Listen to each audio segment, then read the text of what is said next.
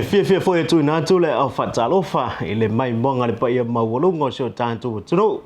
o lo mai mo mai le fa wa winner le neo le tantu por kalambi o Lau Palota o lo leo ilona vanga limba tu fa te sia le WT media fai pa anga male official commission fai nga Palota official commission sulfa inga fa be ai male lango de semport male TV tasi o le manu lo ti lava le nei por kalambi ina ia tu ina tu mata uputa ua fa be ma fa mtalang sao au ta pena lu tantu mo tunu mo lana Palota ile tau sa fo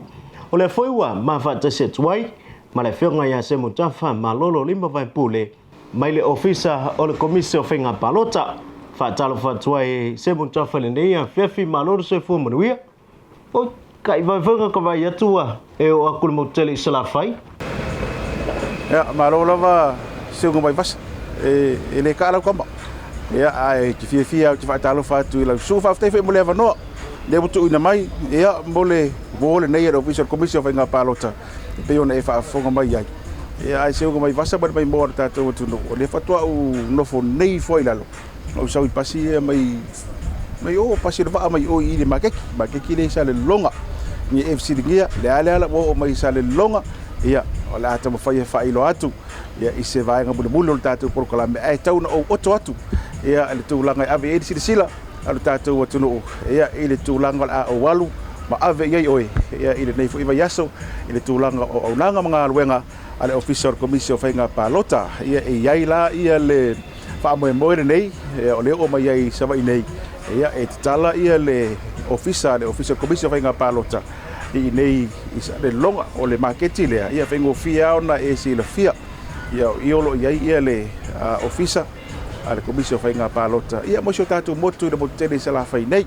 ia le ngata fo ilea i le fanga solongo tatu prokalame la fa peona e mai mo mai ai ia i se fola sanga ia ale komisina lango ia po le te tai fo lo fa ruru ia le vaenga o onga ma le restala ia i le tulanga fo la onanga le o mai ia i Savaii nei ia ma nisi au vainga la fa peona e sila mai ai ia ile motele Savaii o tau mafai e fai loa atu ngā luenga ia ale official commission fainga Palota fa pe foi ngā luenga o fa wau pea ile motu i polu ia pe ona iai tu malo sa fa tino ngā luenga ile la foi yaso e pe ole o tonga lea ia o vaenga a avi lau sila i se temi mudu mai o le tatu proklame ai fa ftai tele a se mai vasa mo le avano o le mai ai o le tatu malo longa mo mua ono to mai mo ai le indiso vaenga taua mai le official committee o fainga Palota au le anto mo at foi le tanto por kalambe ele official commission sulfainga ma e faisita o tele o lanto for sanga ne mai se lava ele fa mala maina o lau aia tau o le auto le tanto for sanga mo le neva yaso o le afa mandino ile tau o le aia tau ia vanoa e mawai fa matalanga le o le aso no ye le afionga ya foi mono vai yao e te wati o le whaatonu o le vaenga o pūlenga le lei. O le tātou whaasoa le newa yaso. O le ea te tau i awa noa e mau i whamtaranga. The right to access information. O le alona tāua. Au noa le sautonga i soos whamtaranga. E ona alia e mai ai ni whaafitau li tū ngā. E awhi ai whainga mor soifuanga manuia. Ma ole a whaititi ai awa noa e au ai ma whausi ai so o tanga ma tangata lau tele. O lo malmalama i lo ai atatau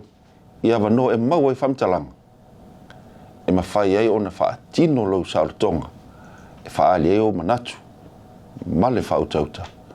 e tu sai maala tu la fono. O le ai atatau i awa noa e mau ai whamtalanga o se pou tu leo le sauratonga e whaali ai manatu. E whia ia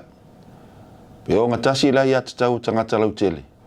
i sos whamtalanga mai ala whasalalau ese ma la ia tatau e awa noa ai vaenga whasalalau i whamtalanga o la ia tatau i awa noa e mau ai whamtalanga o lo alo ia i lalo le mta upu sefulu o le whea ngainga whaavao ma lo mo ia tatau ma le mta upu sefulu iwa tesi malua o le whea ngainga whaavao ma lo mo ai atu tau tangata mwhainga malo. O lono winga, o iai le mtawhai ai whaatino al malo Samoa, e whailoa whaalau i tele ai whaamtalanga, e whaasino i tangata lau tele. E tu sai malo latu ai atu tau, e mau ai whaamtalanga. O le tiute al malo, o le whaatulanga ina leo tau lumanga tal whea ngai, e whaamauti noa e le whaingo fie, vave, ma le mata alia, o le whaalau ilo ino whaamtalanga lo ia, whaale malo. Sa whaatino se saideilinga, alo ofisa le tausanga lua fe lusful maltasi, e whaatatau lava i le neim ta upu. Ma maa uai, le telo atu ngalunga, ona e leo wha malo siela ai atatau, ia wanoa e mau e whamtalanga i tutono Samoa, ia na tū la fono, ma ana whainga whaavae. Ma i leo iei lava se tū la fono, o una i aile ai atatau, ia wanoa e mau e whamtalanga. E tu sai ma le sa i ringa le tato ofisa. O ala whaasala launa tele ina whaonga aina e maua mai ei whamtalanga. Common mediums of information. O newspaper, ma le interneti, social media, e pei o le Facebook. O nisi, sa anga i runga upenga te whailangi, websites. O nisi, sa whaato ai tau sanga mo whamtalanga. Peitai. Na o le 2% o lato sa whaatano ina. Na whai lolo lato whaonga ina o whaasalaunga lo ia. Press releases. Ma na mai tau ina e mafuri lava le whaonga ina tangata o le interneti o a e whaingo fie ma vave o na maua ai whamtalanga. E whapea foi le newspaper o a ina o le tolo tā lalo o whaatau ina ai. O le onga o le whaalango tasi i whaasalaunga mai le interneti. Ona e ofi mai ei ma whainga tau whaaleanga. Whaamtalanga whaoloa taua, ma whaamtalanga se ma le sao. O iei lava au ala o lo whaonga aina mauna ia aile ai atatau, ia wanoa e mau ai whaamtalanga. Na whaawaina mai le tausanga lua whirusu matasi, se i tu tino e so o whau i ai, ofisa so upu, mo mtanga luenga, ma whaala po putonga umale malo, whaapea ma whaala po putonga tu maoti. Ma o si tau mawhainga lea, e wha marusia, ma una ia ai, me to tia, ma ala of so tainga. Ua whawaina foi le ofisa so upu ale malo, Press Secretariat, e nafa ma le whasalalauina, o whamtalanga lo ia, atavili, videos, ma whasilsilanga mai le malo. O lo ai ai foi lalo le tu la fono wha maunga le tunu, lua afes fulmaltasi, le malu puipuia, wha atonu folauina, teu maluina, ma le whaonga ino wha maunga le malo. Peitai, o lo iai lava noa tanga. O se vainga tau ai atatau, se vanga naua whaatu la fono ina le tau fio whamtalanga, mo mafuanga e peo le ai atatau, e le whaalawa i tele ina ai whamtalanga, right to privacy. Lama tio saunga le mu, prejudice to security, tau si siol tu la fono, maintenance of the law, a fianga maa de ale o tama ainga, damage to the economy. Au noa mana a fio mafuanga e peo nta ua, e tā ua tere le whamatu watu o whamtalanga alo ia, a wale no fusira fio tangata lau tele. So se whamtalanga e tū toa mo le sira fia lau tele, e le te tau lava ona, tā fia i la tau, o lo iai whamaumaunga ni. O mai tau ina le tātou ofisa, o lo o tai se ina mawhauwhaunga nisi, o lo mia whamtalanga. I whaapea, o lo iai la tau le whaitaria, e tau fio i whamtalanga,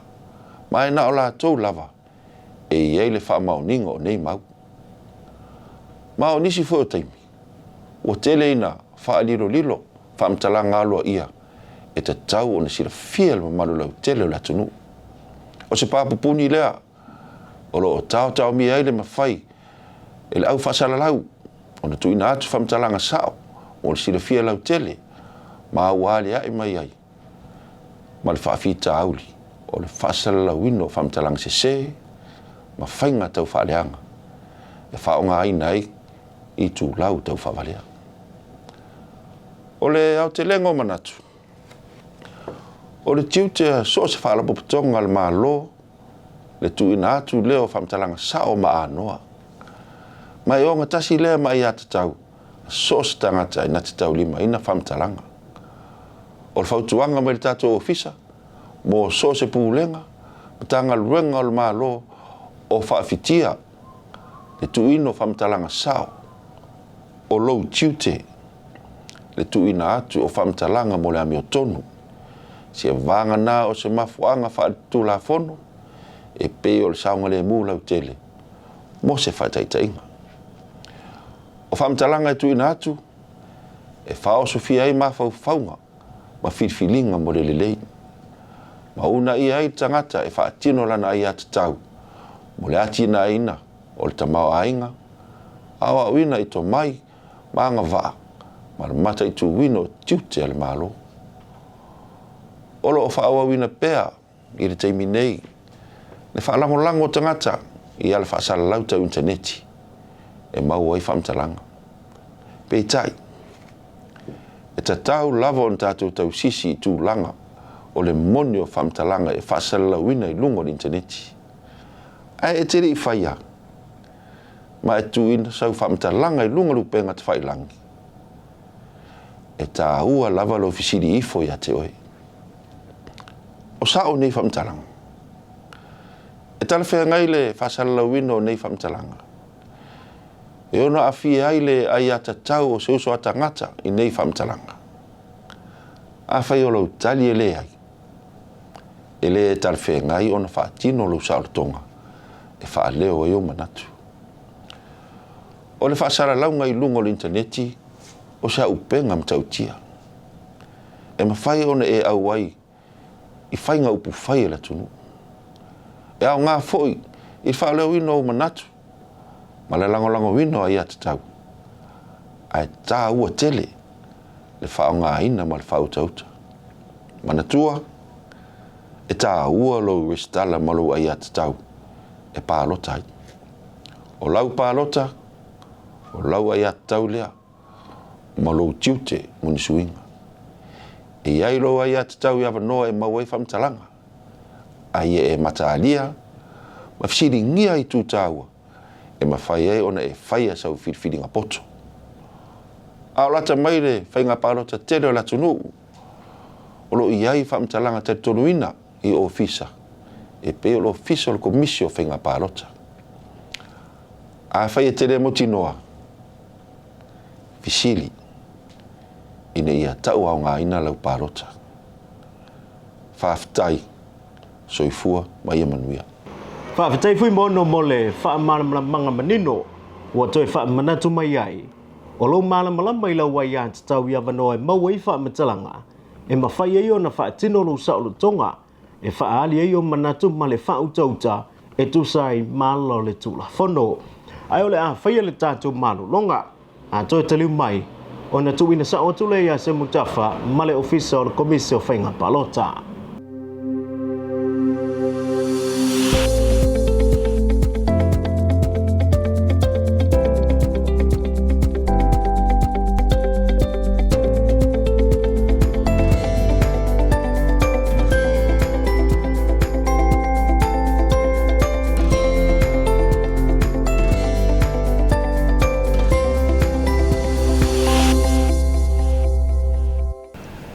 Whaatalo whaatu i le whaawa wai o tātou proklame o Lau Palota o lau leo.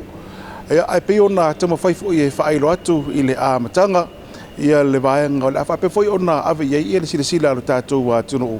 i le tūlanga o lo iai ia le ngā luenga ia mara au aunanga a le tātou ofisa o le komisio whainga Palota. I le motutele i salawhai nei e pe ona iai. Ia, o le awha pela ona mai moa mai iai ia le tātou atunu ia mai se whao tātou paanga whaafonga.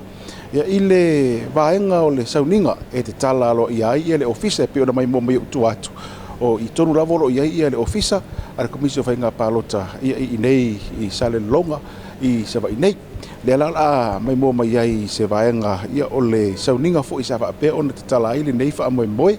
ai le ngata ile ole fola sanga la fa pe fo ona te fa fonga mai ai ia ale komisina langolango e o ia fo ile o fa pe ona fa ururu ia ile vaenga o onga mali resitala le ofisa ia ile tulanga o nanga le wo o mai I Savaii nei ina ia mafaya ona sila fia pe o tatu tunu ai mai se mo tele sala fai ia la unanga o le o iai ia ma faatinoina fa pe foi la ma vaenga o lo ave ma fa fitauli ai ai ona fo ai leilava ia ona sila fa fonga ma ia tatu watu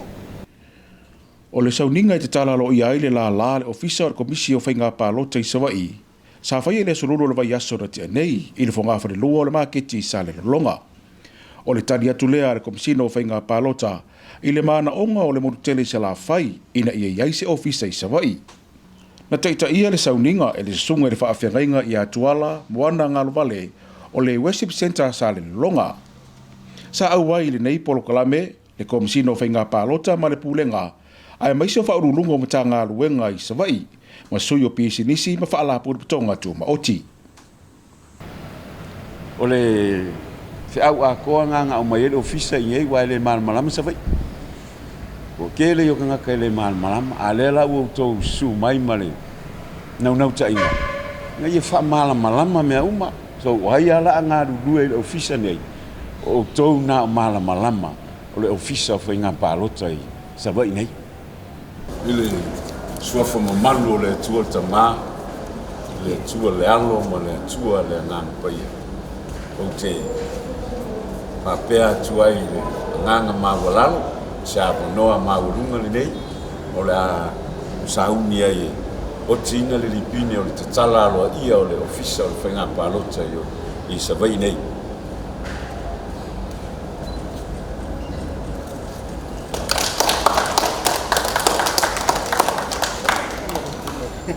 le taimine I o lo tawanga ia tu lava le malo le sunu o ile ofisa o tu polo au ine ia ele ngata le wala fai le wa ile ofisa e amatali ai fo ile ngaluenga resala ia a o mai le ofisa ine e fa so polia ine I sala fai nei ia e fa tino lava ngaluenga le ofisa nei mo sila fia o le e fai le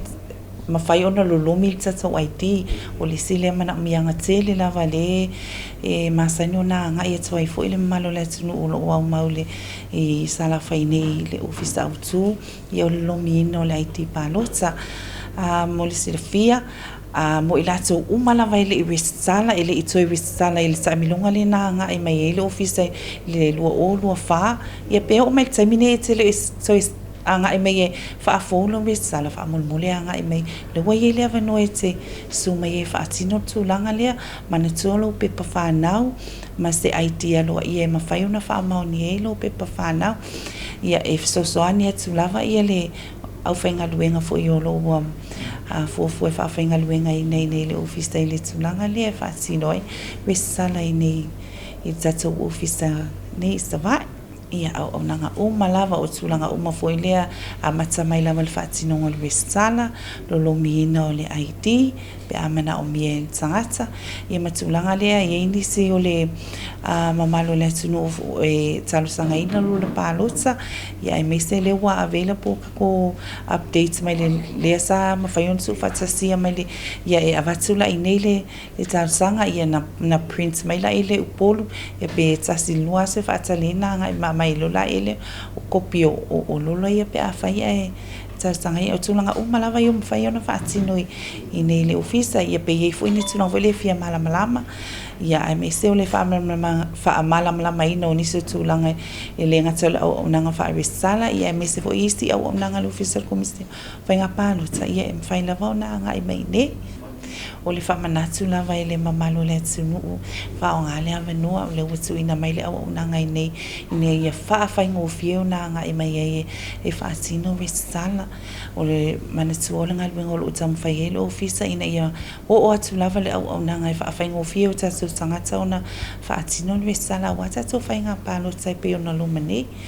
ai manatua tatu pe pa whaamaunia e pe lo pe pa whanau ma se idea whaamaoni ai e mwhai fo na mai lo tu se folau pe a whele e vale dai whaatino ila pe sala ai ai lava se tūlanga i te fia fesilingia whai ona e wala awa te lo ofisa fesilingia tūlanga ia i mana ia fo i lo fesili i lo vile te whaafesilingia tūlanga ia ai te le ia ngai mai e toi whaamanatu ai tuai fo i le au nanga le ofisa i penga te whailangi e ala le tatou online registration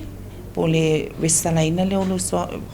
il mo le whainga Palota i lunga te penga te whailangi e whaingo fielea a wai whaatumu umala vai oe i whaamomonga i o nā e anga i maila i ele i na ole pu e lava le atau fufonga mo tameta mailima ma e ala risala e pe o le whaititinga o whawhitau le ala le pepa whaamaonia wa tele lava na anga i atu malo le atu wa malama foi o tatou tangata wa tele lava wa anga i atu ma pepa whaamaonia ma pepa mana o mia a wale whaatino ngole resala ia e pe o le u whawhaingo o fia foi le tūlanga le anga i atu waitua o lo o Yesu i o awhio anga sui o nuu sui tamaitai ia e fiso soani ilanga luenga lo fisa wao la tau i o lo whaatu la funuina le ma fai ona whatoi whaamaonianga a wale whaatino ngole ngaluenga wharesala pe tai o whaafitau li tele la mo le whaongaina le avanua o le tūlanga le mafuona anga i atu waitua whaafhaingo fie le ise tupe anga i mai e tai taulanga e tau whaatino tūlanga ia ai le ngata le whaafhaingo fie o lo o yeile ia sui o awhio anga i ma whai ona viso soani i fo i nise o tūlanga i mana o mia le whaamaonianga e pe o le whaafitau li tele lava leo le whaongaina e mamaro tato atunu o lo alalai i nuu mafia anga i tua le avanua anga i atua i le ofisa i tua E te tala le ofisa i aso whainga luenga, aso ngafua i aso whareile, mai le iwa i le tae ao, i le lima i le afiafi. Ua iai le au whainga luenga o le a ngā lulue tū mauai Savaii. O au nanga umatau Palota, o mawhai o na whaatino i Savaii, e iai le whaatino ino le resitala, lolomi ino ai tipe a whina ngalo iai. O lo iai fo i le numero telefoni e whaafsa o tai i tū la whainga luenga, o le ono o, tolu o iwa o. O le atoanga le nā o le whaamoemoe, e pei ona e whaafonga ma e mai mua mai ia. Ia e lenga te leo le whaoresanga, e pei ona whailo atu. Ia i le tūlanga o le ngā luenga ma le aunanga ua iai i le motele i salawhai nei. Ia pei ona e whaafonga mai iai. Ia i le tūlanga ua tuina atu. Ina ia malama lama lo tātou atunu. Ai mise fu le motele i salawhai nei. Le aunanga le official commission whainga Palota. Le ua iai ia i lau i le ele o le tātou motu nei i Salafai e pia foi ona e whaafonga mai iai i le nei vaenga o le tātou proklame o Lau Palota o lo leo. La whai le tātou malolonga awane e tu ua le tātou proklame nei e toe tariu mai ona e mai mofo i le isi o vaenga e tamo whai pe whailo atu a le ofisa o le komisio whainga Palota.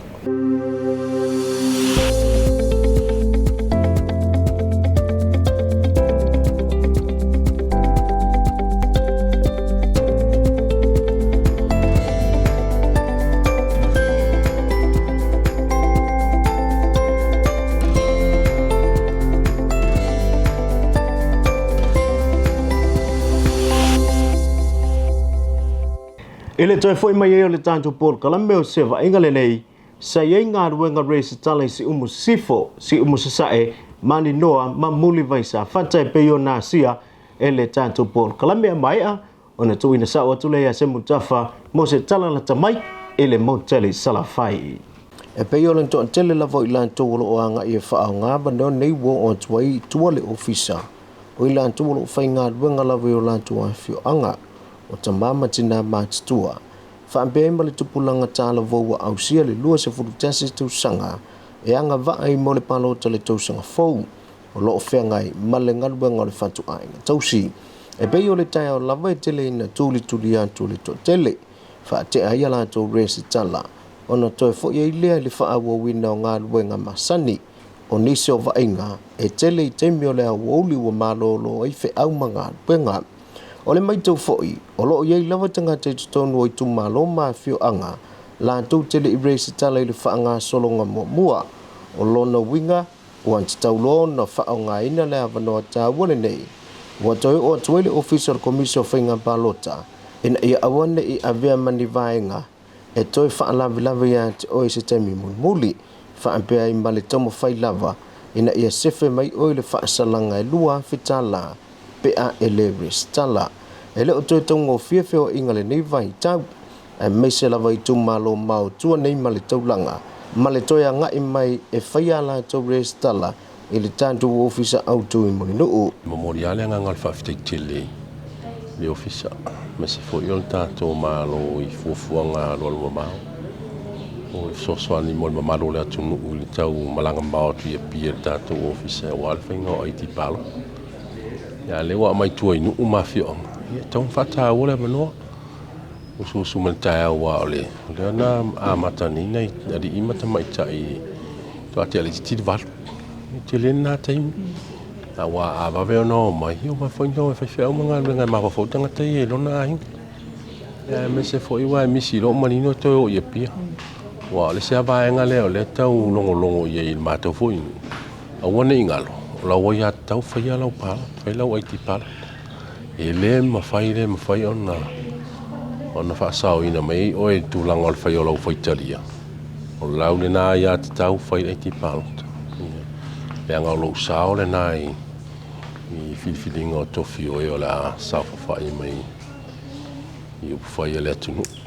O suyo a fio anga tele na va ile tu mai o le lango a fa nga solo ile nei nga buenga. Ma e tau fo ile la tu nga buenga fiso swani o le longo ina leo ai ngolo o ia la tu su ile fire stala. Ina ia nga ia ne fa ngale ne ia vano taua. To sefe malese le ni male taimi mai le to malanga mai pia. Ia ngalbenga fa atino le officer. Ia o lo fa pena ona lava ta pena lava ila to ele sia fa ina o le pe o le pawa. Wa uma fo nga longo ina ila to a le fa tanu ina fa mo nei. Ia sa tali lava le officer ile son nafi. O lava ta pena lava ila to ia la tau masini a wal fa tau no ina fa mo tonu ma tau la fa nei sa ia lava sa inga mal officer fa nga Palota ia sa tali lava la tau le sia fa ina lava ta pena la tau fa tau no ina fa mo nei tonu sia ma tonu ia mal fa lava o le nasa mai mo mai I lisi fo I o vainga ese ia sa papel na ve lau sila ia I le fa solo ko tatu ko klame o Lau Palota o lo leo ia pa vainga fo isa papel na sia ele WT media male tatu officer komisio vainga Palota e pe ona e mai mo mai yai ia ole vainga fo ile o papel na sila fa fonga mai yai ele tatu officer nei I Salelologa I Savaii nei ia pe ona fa atino ina ia le ngaluenga ma fa ilo atu ia mo le sila fia atino tatu tu to e fa manatu atu le mo tele I sala fai ia le sao tau te talo mai ia mo se tatu officer I sala fai nei le wa a matalia le unanga ia ma te masani te talai ia e anga I mai ai ma pepa pe ia ona fa ilo atu le officer e fa atino ai ia lau stala ai mana ofo ie e lo longi atu pe print atu ia le lo ID le sa ristal ia ma fai fa atino lava ia I le tatu officer I Salelologa nei o iso vaenga e fa amnatu atu le tatu ngaluenga fa nga solo ia leo le afa pe ona fa au pe ile tu malo sa matau mo fa le latai so o toi le ma le tu malo ai ngai le tai I tu malo na le fa pe ona ia le tatu ngaluenga ia ai mai mo pe ile tu langolo o fa ilo tu ai ia fio anga ma no foanga e fa atino ai ia tatu ngaluenga I tu malo ia pe ona fa ilo atu ia o fa le latai ma sa matau ma fa au tu ai amata tu ai ia le tu malo o ai ngai le tai ia ina ia sila fia no foanga ai mai se foi ia o taimi e fa atino ai nga luenga tau awana ia pepa ume pe ona fa ilo atu e fa atino ai ia lau resitala ina ia mafai ona maualo suafa ile lola alu to tu malo nei vai ngai wa to e fa amna tu atu ina ia mafai ona sila fia ia elu tatu o tunu ile fa anga solonga o le tatu nga luenga a wale popoli tu malo le I o te nga luenga po na te mai mo mai fa pe wa fe o mai le matonu ia o le te fa fo mai le wai fa le latai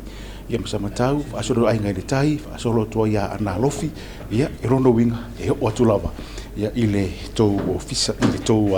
afio ama ia nga luenga o le officer ia o le fu tala ia ma fa wa nei tu la tala ia ile ivo le tai au anga i le valu i le afiafi po le valu le po ia le tātou ofisa i Morinu ia mole ngā luenga lava fo e peia fo i ona iai tūlanga lana ua whailo atu mo le sirafia ia isi o tātou tunu ui tātou proklame o Lau Palota o Lau Leo ia manatua a whetiri i resitala ua te tau ona e resitala i le whaangasolonga o ngā luenga o lo whaapea o na whaangasolo atu ia ai mese fo i o ngā luenga whaatini o le tātou ofisa i Morinu ai mai so le tātou ofisa i Salelologa nei pai kana na ia i le tūlanga fo olo iai ia au nanga a le official commission of Lau Palota ia i le sile mal whaafonga mai le tātou o tru a Siumu-Safata ia le ona atu tu inatu le tātou proklame ai whaaftai tele mo le mātou wa wanoa o le award official commission of Lau Palota mai Salelologa Savaii whaaftai Whaafetai se muntafa whaapele official commission of Lau Palota mo le whaalauloa ina mai o nisi o mta uputaua whaapele ngā ruanga tūli loa e beo na yele to resi tala ina o so tanto watunu o lona whaanga solonga lona lua ia maule to urunga le na o le tanto Paul Kalame whaafetai atu le official commission of Lau Palota official commissioner sulufa inga whaafetai se male Sempod male TV tasi maua sisi whaapoponga le nawa yaso au le awhai watu iniso le tunu una fesilingia o le alo winga o Lau Palota o leo to whasoifua o Lau Palota o Lau Leo. O Lau Palota po lau e kiki fo'i. Ia o Lau Leo ka po lau sao ka i kako whamamoi. O Lau Palota o Lau Leo. Ia iai Lau Leo ma ia whaatawa ina fo'i a te oe Lau Palota. O Lau Palota o Lau Leo.